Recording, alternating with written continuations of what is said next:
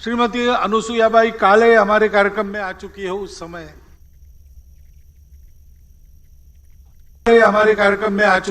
समय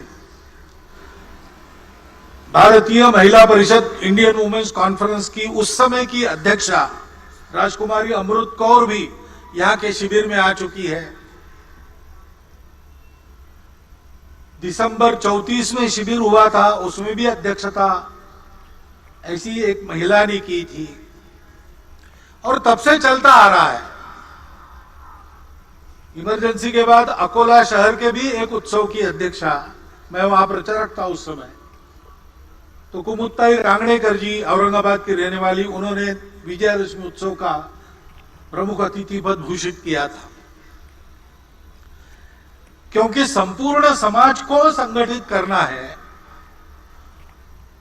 तो समाज तो दोनों से बनता है। हमारे यहां यह दृष्टि है, पुरुष श्रेष्ठ की महिला श्रेष्ठ, ऐसा वाद हम नहीं करते, क्योंकि हम ये जानते हैं कि दोनों के बिना समाज नहीं बनता, दोनों के बिना सृष्टि नहीं होती। ये दोनों परस्पर पूरक है, ये हमारी भारतीय दृष्टि है। दोनों का काम है और दोनों का काम परस्पर पूरक है। इसलिए व्यक्ति निर्माण का काम करने वाली शाखाएं तो संघ की अलग, राष्ट्र सेविका समिति की अलग, महिलाओं के लिए उनकी चलती है, पुरुषों के लिए हमारी चलती है। लेकिन समाज के बाकी सारे कामों में पुरुष महिला एकत्र मिलकर काम करते हैं, यह चलते आ रहा है। डॉक्टर साहब के समय की जो परिस्थिति थी, उस समय व्यक्ति निर्माण के काम के लिए 2 संगठन हो गए, लेकिन बाकी सभी कामों में सब मिलकर काम करते हैं, क्योंकि यह पूरकता की दृष्टि है। संपूर्ण समाज का संगठन करना है तो संख्या की दृष्टि से आधा भाग हमारे समाज का मातृशक्ति का है, उसकी उपेक्षा नहीं की जा सकती। उनको भी सशक्त करना पड़ेगा। हमारे यहां उनको माता मानते हैं, वत्सलता उनका गुण है, जगत जननी के रूप में उनकी कल्पना करते हैं। लेकिन ऐसी कल्पना करते करते क्या हमको विस्मृति हो गई पता नहीं, हमने उनकी सक्रियता के दायरे को सीमित कर दिया। और बाद में जो विदेशी आक्रमण हुए, उन आक्रमणों की परिस्थिति में उनकी सुरक्षा के नाम पर इस बंधन को एक वैधता प्रदान हुई। आक्रमण की परिस्थिति चली गई, लेकिन बंधन हमने कायम रखे, उनको कभी मुक्त नहीं किया। उनको जगत जननी माना ठीक है, लेकिन इसका मतलब उनको पूजा घर में हम बंद करके रखे, बाहर ना आने दे, ये ठीक नहीं है। एक तो उनको जगत जननी मान के पूजा घर में बंद करते, अथवा द्वितीय दर्जे का मानकर घर में बंद करके रख देते। ये दोनों अतिवादिताओं को छोड़कर मातृशक्ति को सशक्त बनाना, प्रबुद्ध बनाना, उनको बराबरी के अधिकार से सार्वजनिक कार्यों में, परिवार के कार्यों में सर्वत्र निर्णय की स्वतंत्रता और निर्णय में बराबरी की साझेदारी देते हुए सक्रिय करना, इसकी आवश्यकता है। 2017 में विविध संगठनों में काम करने वाली और हमारी महिला कार्यकर्ताओं ने सारे भारत का एक बहुत बड़ा मातृशक्ति का सर्वे किया था। सब प्रकार की महिलाएं उसमें उन्होंने सर्वे में ली थी, यानी सन्यासिनियों से लेकर तो बड़े बड़े उद्योग चलाने वाली महिलाओं तक सबको उसमें लिया था। भारतवर्ष में महिलाओं का इतना समग्र सर्वेक्षण ये पहली बार हुआ है। वो सर्वे प्रसिद्ध भी हुआ, उस सर्वे को सरकार के पास भी दिया गया। दिल्ली में ही उसका लोकार्पण निर्मला जी सीतारामन जी के हस्ते हाथ में हुआ था, मैं था वहां पर। उस सर्वे के निष्कर्ष भी यही है,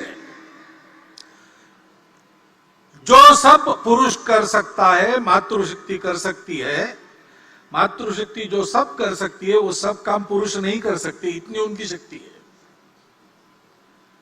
और इसलिए उनको इस प्रकार प्रबुद्ध बनाना, सशक्त बनाना, उनका सशक्तिकरण करना, उनको काम करने की स्वतंत्रता देना और कार्यों में बराबरी की सहभागिता देना, दुनिया भर में जो व्यक्तिवादी और स्त्री मुक्तिवादी आंदोलन चलते हैं, उनके 5वें फेज के बाद अब 6वां फेज चल रहा है, उसमें वो भी अपने दृष्टिकोण को अनुभवों से मोड़कर इसी रास्ते पर आ रहे हैं। और इसलिए उस मातृशक्ति के जागरण का महत्वपूर्ण काम अपने परिवार से प्रारंभ करते हुए सार्वजनिक कार्यों में, संगठन संस्थाओं में भी उसको लागू करते हुए हमको समाज के पास ले जाना पड़ेगा, क्योंकि बिना उनके सहभाग से पूर्ण समाज की संगठित शक्ति खड़ी नहीं होगी। और पूर्ण समाज की संगठित शक्ति जब काम करने लगेगी, तब अपने देश के नवोत्थान के सारे प्रयास पूर्ण सफल होंगे, तब तक नहीं होंगे। आज हम उस नवोत्थान की आहट देख रहे हैं। हमारी प्रतिष्ठा दुनिया में बढ़ गई है, हमारी विश्वासार्हता बढ़ गई है। जिस प्रकार से हमने श्रीलंका के संकट में उसकी सहायता की,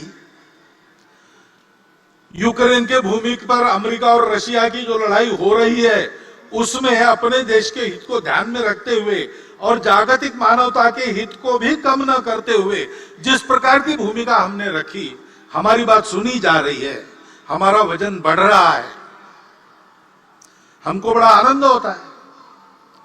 राष्ट्रीय सुरक्षा के मामले में हम उत्तरोत्तर सफल होते चले जा रहे हैं और स्वावलंबी होते चले जा रहे हैं। कोरोना की विपदा से बाहर आने के बाद अब हमारी अर्थव्यवस्था धीरे धीरे पूर्व स्थिति पर आ रही है और वो आगे जाएगी, ऐसी भविष्यवाणी दुनिया के सभी अर्थतज्ञ कर रहे हैं। खेल के क्षेत्र में भी नीतियों में जो अच्छा परिवर्तन आया है वो तो है ही, लेकिन हमारे खिलाड़ी ओलंपिक्स में और पैरा ओलंपिक्स में भी अपनी कर्तृत्व को दिखा रहे, विजय प्राप्त करके देश का नाम रोशन कर रहे। अभिमान से हमारा सीना फूल जाता है। अभी अभी दिल्ली में कर्तव्य पथ का उद्घाटन हुआ, लोकार्पण हुआ। उसमें प्रधानमंत्री जी के भाषण में उन्होंने अपने देश के नवोत्थान के इस उदय काल के दृश्य को स्पष्ट किया है। सांस्कृतिक प्रतीक, आर्थिक प्रगति के प्रतीक, हमारे देश के स्वाभिमान के प्रतीक, स्वतंत्रता के लिए जिन्होंने अपना प्राणार्पण किया, उनके गौरव के प्रतीक कैसे कैसे खड़े हो रहे हैं, उसके पीछे अपने समाज का कर्तृत्व कैसे दौड़ रहा है, इस सारा वर्णन आपने भी सुना है। इस नवोत्थान की आहट को सुनकर हम भी प्रसन्न होते हैं और हम भी कदम से कदम मिलाकर आगे बढ़ने की इच्छा करते हैं। लेकिन इस दिशा में आगे बढ़ना है तो आत्मनिर्भर, ऐसा शब्द उपयोग करते हैं हम। आत्मनिर्भर भारत की आहट हो रही है, लेकिन हमारी आत्मा क्या है उसकी स्पष्ट जानकारी चाहिए, गोलमोल नहीं चलेगा। क्योंकि आत्मनिर्भरता के पथ का प्रकाश वो आत्मा ही देती है।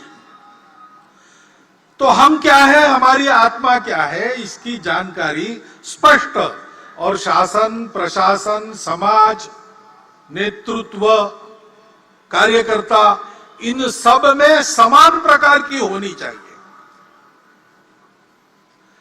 ऐसा होने से हमारा पथ स्पष्ट होता है, क्योंकि ये प्रगति का पथ सीधा तो